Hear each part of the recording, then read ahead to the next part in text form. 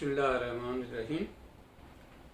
सजाद साहब हमारे साथ बैठे हैं। ये बेसिकली मार्बल इंडस्ट्री के अंदर काम कर रहे हैं और अल्हम्दुलिल्लाह स्क्रैप से शुरू करके यहाँ वाह के अंदर एक जो है वो बहुत बड़े जो है इस फील्ड के अंदर एक अपना नाम और एक अपना मकाम बनाया है। तो मैं ये चाहूँगा कि ये इस लेवल तक पहुँचना, उसके लिए इनकी क्या एफर्ट थी और वो किन जो है प्रोसेस से गुजरे हैं जो आज इस लेवल तक पहुँचे, ताकि जो लोग इसको देखेंगे उनके लिए इसका सबक होगा कि वो अगर इन चीज़ों को फॉलो करेंगे, इनके एक्सपीरियंस से फ़ायदा उठाना चाहिए, तो अगर ये चीज़ें फॉलो करेंगे तो इंशाल्लाह वो भी इसी तरह तरक्की करेंगे और एक बहुत बड़े इंडस्ट्रियलिस्ट जो है वो बन सकते हैं।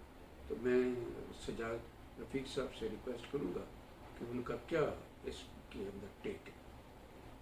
अस्सलाम वालेकुम डॉक्टर साहब, बहुत बहुत शुक्रिया कि आपने हमें इस काबिल समझा कि हम आपको बता सकें कि कारोबार के क्या क्या पॉइंट हैं और कैसे कैसे करने हैं। आजकल हम मार्बल और ग्रेनाइट इंडस्ट्री में काम कर रहे हैं। इसके 3 फेजेज़ हैं। पहला फेज़ इसका है माइनिंग का, कि माइनिंग में पहाड़ों के ऊपर से आप ब्लॉक्स की शक्ल में ये सारे लाते हैं।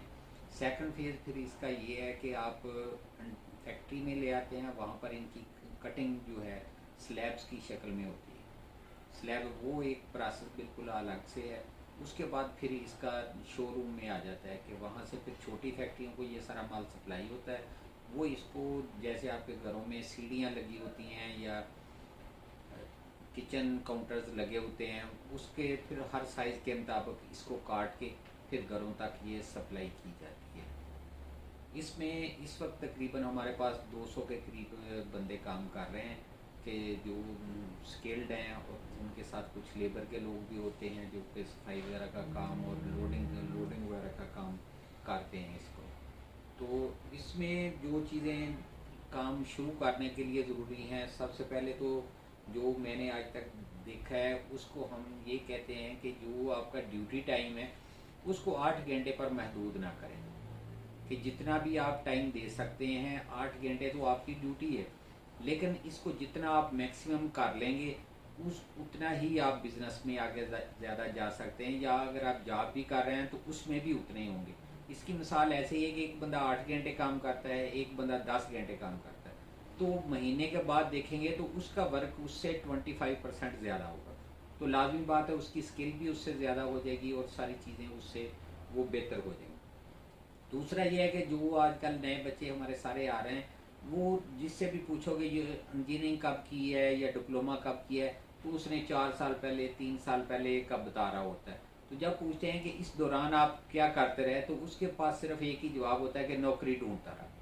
हालांकि चाहिए तो ये कि जब आपके पास फारिग टाइम है तो उस वक्त आप ये करें कि कोई ना कोई स्किल सीखनी शुरू कर दें, भले आपको तनख्वाह ना भी मिले, लेकिन किसी के पास जाके कोई ना कोई अपने फील्ड से रिलेटेड बहुत सारे काम होते हैं, उनमें से कोई भी चीज़ सीखनी शुरू कर लें। फिर इसके बाद आ जाते हैं कि फिर हमारे में सब्र की बहुत ज़्यादा कमी है कि कोई भी काम हम करके तो हम फौरी तौर पर उसका रिटर्न चाहते हैं कि उसका रिटर्न फौरी हमें आ जाए। इसमें ऐसे नहीं है कि जो भी आप काम करते हैं उसमें आपको मुश्किलात भी आती हैं, बहुत सारे मसाइल होते हैं, और ये मसाइल अल्लाह ताला की तरफ से इसलिए होते हैं कि आपको कोई बड़ा ओहदा या बड़ी कामयाबी आपको देनी होती है, उसके लिए आपको तैयार किया जाता है।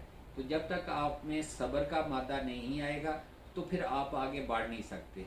इसके बाद फिर आपको जब भी कोई चीज़ अल्लाह ताला की तरफ से अनायत हो जाती है तो उसमें फिर उसकी शुक्र भी करें, और शुक्र के लिए सबसे बड़ी बात जो है कुरान पाक में भी आता है कि आप नमाज से मदद लें, कि जब भी आप शुक्र करें आप अल्लाह ताला के हाथ झुक जाएं, उसके सारा जो चीज़ें हैं उनको देखें। फिर इसके बाद ये चीज़ आती है कि आप अपने सराउंडिंग में, अपने दोस्तों में, आप अपने कुलीग्स में देखें कि क्या आपका सच्चे लोगों का साथ है। अगर आपके साथ सच्चे लोग नहीं हैं तो फिर भी आपका फेलियर हो जाएगा। आपको ये कोशिश करनी है कि जब भी आप इर्द गिर्द अपने दोस्त बनाएं, कहीं कंपनी में जॉब कर रहे हैं तो कोशिश करें कि ज़्यादा से ज़्यादा सच्चे लोग जो हैं वो आपके साथी हों, झूठे लोग आपके साथी ना हों। इसके बाद फिर आ जाता है कि जो भी हम एफर्ट्स करते हैं उसमें इस चीज़ का हम ख्याल करें कि रिज़्क़ हलाल मैं कमा रहा हूँ, क्योंकि रिज़्क़ हलाल के जो असरात हैं ये बहुत ज़्यादा हैं और ये नस्लों तक चलते हैं। सूरत काफ में भी आप देखेंगे कि जो वाक़या आता है कि वो एक बच्चे की दीवार मूसा अलैहिस्सलाम ने बनानी शुरू कर दी थी, तो साथी ने पूछा था कि ये क्यों बना रहे हैं, तो उन्होंने फिर उसका यही जवाब दिया था कि इसका वालिद एक नेक आदमी था। वकाना वो मत हाँ जी, वो काना हो। तो उस रिज़्क़ हलाल जो भी नेकी का काम आप करते हैं, इसके आपकी नस्लों पर जो हैं वो असरात आते हैं। तो इसी के साथ मैं डॉक्टर साहब का शुक्रिया अदा करूँगा कि डॉक्टर साहब ने टाइम दिया जी हमें। जज़ाकल्लाह। मेरे बच्चों, ये आपके लिए लेसन है कि अगर आप इन चीज़ों को फॉलो करोगे तो ज़िंदगी के अंदर इंशाअल्लाह तरक्की करते जाओगे। जैसे सजाद रफ़ीक साहब ने कहा, बच्चे सच जो है ना, सच बेसिकली अल्लाह का भी इरशाद रब्बानी है, लानतुल्लाहि अलल काज़िबीन, कर सफल्ला पांदुज़ुल्लाह, अल्लाह की लानत है झूठे लोग। जहाँ झूठ होगा वहाँ जो है वो लानत पड़ी रहेगी, चाहे दफ्तर हो, चाहे घर हो, चाहे इंडस्ट्री हो। तो बच्चों, जो इन्होंने दो चीज़ें बताई हैं, ये ख़ास करके रिज़्क़ हलाल और सच, ये ज़िंदगी के तरक्की के ज़ीने हैं। बहुत शुक्रिया, थैंक यू।